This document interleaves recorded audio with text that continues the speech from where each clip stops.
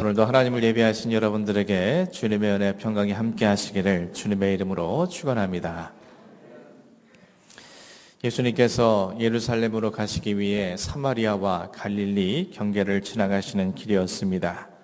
어느 한 마을에 들어가시니 나병 환자 10명이 예수님께서 자신들의 동네로 지나가신다는 것을 알고 큰 소리로 외쳤습니다. 본문 13절 말씀입니다. 예수 선생님이여 우리를 불쌍히 여기소서. 나병 환자 10명은 자신들이 다른 사람을 부정케 한다는 사실을 알았기 때문에 감히 주님 앞에 가까이 가지 못한 채 멀리서 자신들을 불쌍히 여겨달라고 소리를 높여 외쳤습니다. 하지만 그들은 아직 예수님이 정확히 어떤 분인지는 알지 못하여 단지 자신들의 병을 고쳐주실 수 있는 능력을 가지신 분으로 또는 그분이 종교 지도자들과는 달리 좋은 가르침을 주시는 분 정도로만 알고 있었습니다. 그래서 그들은 예수 선생님이여 우리를 불쌍히 여겨주소서 라고 외쳤던 것입니다. 그런 그들에게 주님께서 이렇게 말씀하셨습니다. 가서 제사장들에게 너희 몸을 보이라. 당시 나병 환자인지 아닌지를 판단하거나 그 사람의 치료 여부를 구분해 주는 것은 제사장에게 주어진 직무 중에 하나였습니다. 예수님께서 나병 환자들에게 제사장에게 가서 몸을 보이라고 하신 것은 그들이 완치되었다는 것을 제사장에게 확증받으라는 그런 의미였습니다. 따라서 예수님께서 그들에게 제사장에게 가서 너희 몸을 보이라는 말씀은 아직 치료되지 않았지만 그들이 예수님의 말씀을 믿고 순종할 때 그들에게 치료의 역사가 일어날 것이라는 그런 약속의 말씀을 그들에게 주신 것입니다. 이제 나병 환자 10명은 예수님의 그 말씀을 믿고 순종하여 제사장에게 갈 수도 있고 믿지 않는 그 자리에서 계속 머물면서 예수님께 자신들을 불쌍히 여겨달라고 떼를 쓰며 있을 수도 있습니다. 본문 14절 하반절 말씀에 이렇게 기록되어 있습니다. 그들이 가다가 깨끗함을 받은지라. 나병 환자 10명은 예수님의 말씀을 믿고 순종했습니다. 예수님의 말씀을 믿고 제사장에게로 가는 도중에 그들 모두는 깨끗함을 받았다는 뜻입니다. 그러나 본 가정 속에서 우리는 한 가지 묵과할 수 없는 사실을 발견하게 됩니다. 예수님께서는 바로 그 자리에서 그들에게 나병 환자들의 병을 치료하실 수 있음에도 불구하고 그 10사람을 그 자리에서 바로 치료하지 아니하시고 그들에게 당신의 말씀을 믿고 순종하여 제사장에게 가라고 말씀하셨다는 점입니다. 대체 왜 예수님께서는 직접 치료하지 아니하시고 그들에게 말씀을 믿고 순종하라고 요구하셨겠습니까? 거기에는 아주 중요한 의미가 담겨 있다는 것을 우리는 깨달을 수 있습니다. 예수님은 이 10사람의 믿음을 한 단계 끌어올리길 원하셨습니다. 예수님을 향해 단지 자신들의 병만을 고쳐달라고 부르짖는 신앙에서 한 걸음 더 나아가길 원하셨던 겁니다. 그것은 당신의 말씀에 대한 믿음과 그 믿음으로 인하여 어떤 결과가 나타날지 그들이 몸소 경험하길 원하셨던 것입니다. 예수님께서 바로 그 자리에서 나병 환자들을 고쳐주셨더라면 그 효과는 이례적으로 끝날 수밖에 없습니다. 하지만 말씀에 대한 체험은 앞으로 그들이 어떻게 하면 하나님의 능력과 은혜를 체험할 수 있는지, 어떻게 살아가는 것이 바른 인생을 살아가는 것인지를 알게 해주는 귀중한 전환점이 되어질 것입니다.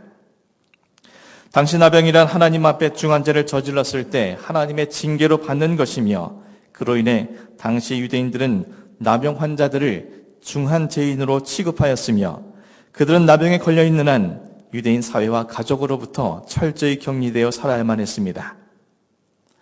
아마도 지금까지 10명의 나병 환자들은 스스로도 자신들의 현실이 자신들의 죄로 인한 결과로 여기며 깊은 죄의식과 절망 속에 살아가야만 했을 것입니다.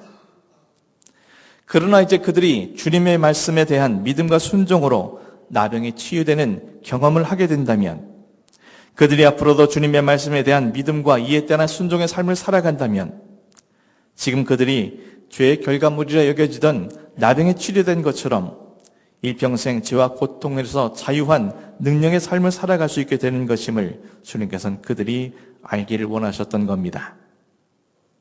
만일 이러한 사실들을 그들이 깨닫지 못한다면 나병이 지금 당장은 치료될 수 있을지 모르지만 그들이 주님의 말씀에 대한 믿고 순종하는 것이 단 이례적으로 끝나게 된다면 그들의 삶에는 제2의 제3의 나병이 발생될 수밖에 없다는 것을 주님께서는 알기를 원하셨습니다. 이 외에 주님은 그들에게 또 하나의 기대가 있으셨습니다. 본문 15절에서 18절 말씀입니다. 그 중에 한 사람이 자기가 나온 것을 보고 큰 소리로 하나님께 영광을 돌리며 돌아와 예수의 발 아래에 엎드려 감사하니 그는 사마리아 사람이라. 예수께서 대답하여 이르시되 10사람이 다 깨끗함을 받지 아니하였느냐? 그 9은 어디 있느냐? 이 이방인 외에는 하나님께 영광을 돌리러 돌아온 자가 없느냐? 예수님의 말씀을 믿고 순종하여 제사장에게로 자신들의 몸을 보이기 위해 가던 나병 환자 10명은 제사장에 가던 중 깨끗함을 입었습니다. 그리고 그들은 모두 이 사실을 깨달았습니다. 그런데 그중 9명은 자신들의 깨끗해진 몸을 제사장에게 빨리 보이기 위해서 그리고 자신들의 가족들에게 돌아가 한시라도 빨리 정상적인 생활을 시작하기 위해서 그들은 가버리고 말았습니다. 그들은 오직 자기 자신의 이익과 장래에 대한 생각뿐이었습니다. 예수님이 고쳐주셨다는 사실은 그들에겐 중요하지 않았으며 어쨌든 지금 자신들이 깨끗함을 입었다는 사실과 그 모든 것이 중요하고 전부일 뿐입니다. 그러나 그들 중에 한 사람은 가던 길을 멈추고 자기가 낳은 것을 보고 이 모든 것이 하나님의 은혜인 것을 생각하며 하나님 앞에 영광을 돌렸습니다. 그리고 제사장에 가던 그 걸음을 멈추고 뒤돌아서서 예수님께 돌아와 엎드려 감사를 표했습니다. 그는 무엇보다 자신을 고쳐주신 주님께 감사하는 것이 우선이었으며 그 후에 제사장에게 가도 늦지 않다라고 생각을 했던 것입니다. 예수님께서는 10사람이 다 깨끗함을 받고도 주님께 돌아와 감사하지 않은 9사람이 어디 있느냐며 하나님께 영광을 돌리며 감사할 사람이 이 한 사람밖에 없느냐며 안타까워하셨습니다. 주님의 안타까움은 그들이 주님께 돌아와 감사하지 않은 것에 대한 책망이나 분노가 아니었습니다. 그들이 당신께서 베풀어 주신 은혜를 알지 못한다고 생색내려시는 것도 아니었습니다. 그들에게 주시려던 것을 주시지 못한 것에 대한 안타까움이 주님의 마음속에 있었던 것입니다. 주님께서 그들에게 주시고자 하는 것은 단지 그들의 병증만을 치료해 주시는 것이 아니라 영혼의 구원이었기 때문에 주님은 그들이 모두 하나님께 영광을 돌리며 돌아올 것을 기대하고 기다리셨던 것입니다. 하지만 모든 유대인들이 멸시하는 사마리아 사람만이 하나님 앞에 영광을 돌리며 돌아와 주님께 엎드려 감사를 드렸고 나머지는 모두 돌아오지 않았던 것입니다. 주님은 하나님께 영광을 돌리며 감사하는 그 사람에게 이렇게 말씀하셨습니다. 19절 말씀에 일어나 가라 내 믿음이 너를 구원하였느니라. 주님은 하나님께 영광을 돌리는 그 사람에게 그리고 감사하는 그에게 내 믿음이 너를 구원하였다라고 선포해 주셨습니다. 예수님께 돌아온 그에게 육신의 구원뿐만 아니라 영혼의 구원도 허락해 주신 것입니다. 나병을 고침받은 사람은 모두 10명이지만 주님께 돌아온 이 사람에게만 영혼의 구원을 얻게 되었던 것입니다. 주님의 말씀을 듣고 믿고 순종하는 것이 그 무엇보다 중요한 것임을 깨닫고 감사할 줄 아는 그의 믿음을 주님께서는 귀하게 여겨주신 것입니다. 사랑하는 성도 여러분, 오늘 우리는 맥주 감사 주일로 지키고 있습니다. 그리고 또 11월 첫째 주에는 추수 감사 주일로 지킵니다. 과거처럼 농경 중심의 사회도 아니고 우리가 농사를 지지도 않음에도 왜 교회에서는 감사 주일을 지키고 있습니까? 사람들에게 감사를 강요하며 교회 재정을 위해 감사음을 걷기 위함입니까? 결코 그렇지 않습니다. 믿는 자들에게 있어서 감사란 매우 중요하기 때문에 교회에서는 절기로 이것을 지키고 있는 것입니다. 하나님께서 이스라엘 백성들에게 1년에 3차례 유월절, 맥추절, 수장절에 반드시 하나님 앞에 나와 예물을 드리고 감사의 제사를 드리라고 명령하셨습니다. 왜 그들에게 그렇게 명령하셨겠습니까? 온 우주 만물의 주인이신 하나님께서 그들의 예물에 필요해서이겠습니까? 당신께서 그들에게 베풀어 주신 은혜에 대해서 그들에게 표현하기 위함이었겠습니까? 하나님께서 이를 명하신 것은 오로지 이스라엘 백성들을 위해서였습니다. 교회가 감사절을 지키는 이유 역시 하나님이나 교회를 위해서가 아니라 철저히 성도 자신들을 위해서임을 하나님께서는 우리에게 말씀하십니다. 왜 그렇겠습니까?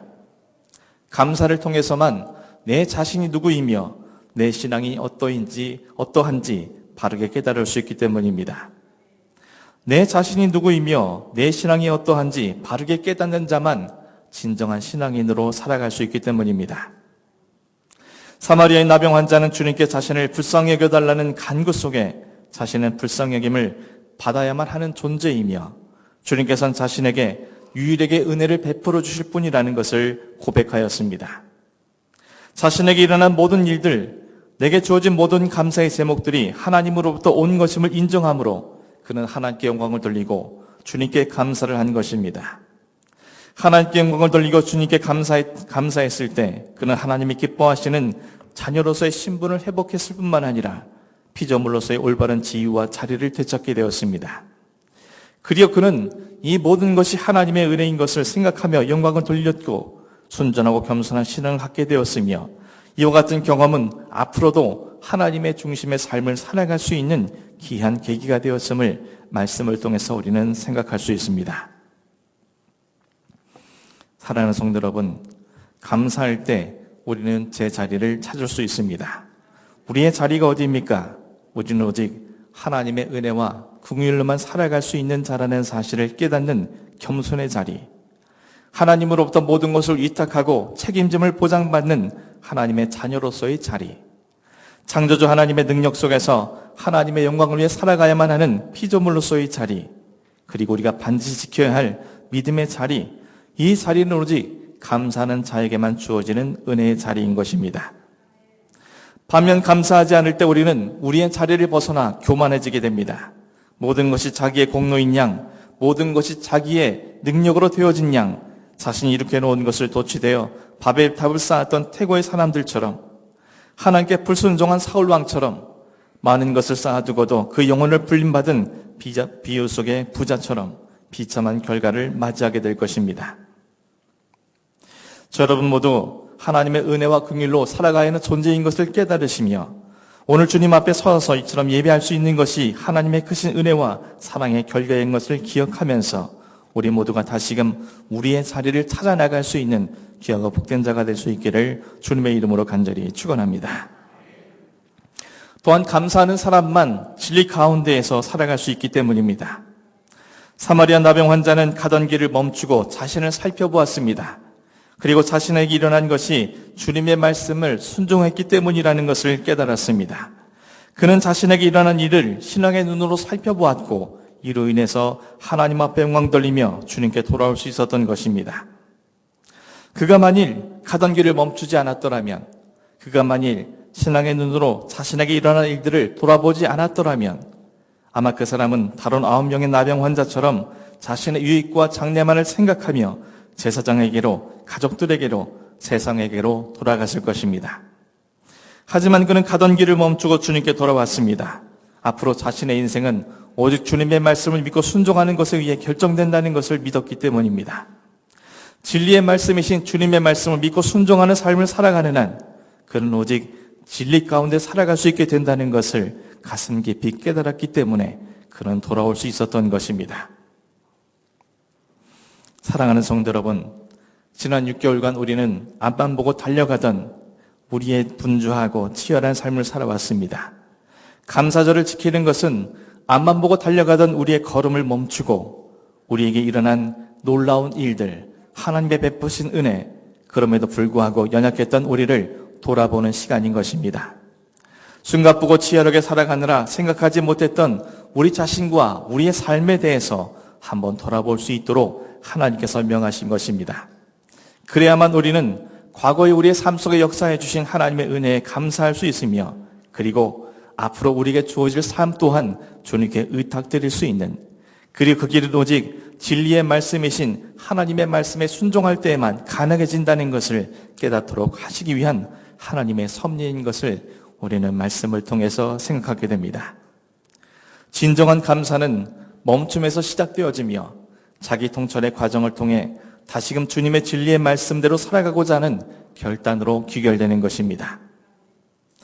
여러분 모두가 막 맥주 감사 주일을 맞아 바쁘게 살아가던 우리의 걸음을 잠시 멈추고 우리 자신과 내 삶과 우리 주변을 돌려보므로 다시금 주님께로 돌아가 진리로 여러분의 삶을 바르게 세워나갈 수 있는 복된 자가 될 수 있기를 주님의 이름으로 간절히 축원합니다. 마지막으로 감사하는 사람만 구원으로 연결될 수 있기 때문입니다. 사마리아 나병 환자가 주님께 감사할 때 주님은 그에게 너의 믿음이 너를 구원하였다라고 말씀해 주셨습니다. 같은 나병 치료를 받고도 오직 그 한 사람만 영혼의 구원을 얻었습니다. 나머지 9명의 나병 환자들은 자신들이 구원받을 수 있다는 것조차 알지 못한 채 이전처럼 자신의 욕망과 탐욕만을 추구하며 살아가게 될 것이며, 그런 그들에겐 나병보다 더 무거운 죄와 죽음의 그늘 아래에서 살아가게 될 것입니다. 주님은 주님께 감사할 줄 아는 그를 믿음이 있다라고 말씀해 주셨습니다. 즉 믿음이란 곧 감사라고 주님께서 말씀해 주신 것입니다. 그리고 그 감사는 결국 구원으로 귀결된다는 것을 그에게 선포해 주신 것입니다.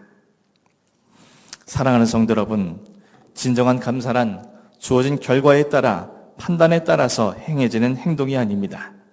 지금 내게 주어진 결과가 영원한 것도 아니며 그 결과가 나에게 반드시 유익이 되라는 법도 없습니다. 나병의 치료라는 결과를 가지고서도 10명 중 1명만이 진정한 감사를 통해 구원의 유익을 누리고 나머지 9명은 욕망을 쫓아 세상으로 돌아간 것을 보면 우리는 쉽게 이해할 수 있습니다. 나아가 지금 우리가 아무리 감사할 수 있는 조건이 없다 하더라도 그 속에서 감사할 수 있을 때 그것은 나를 구원할 믿음으로 여김받게 되는 것입니다. 사마리아 나병 환자가 주님을 치료받기 전 나병 환자로 살아가던 그의 삶과 그의 심정이 어떠했겠습니까? 그에게 과연 감사할 조건이 있었겠습니까?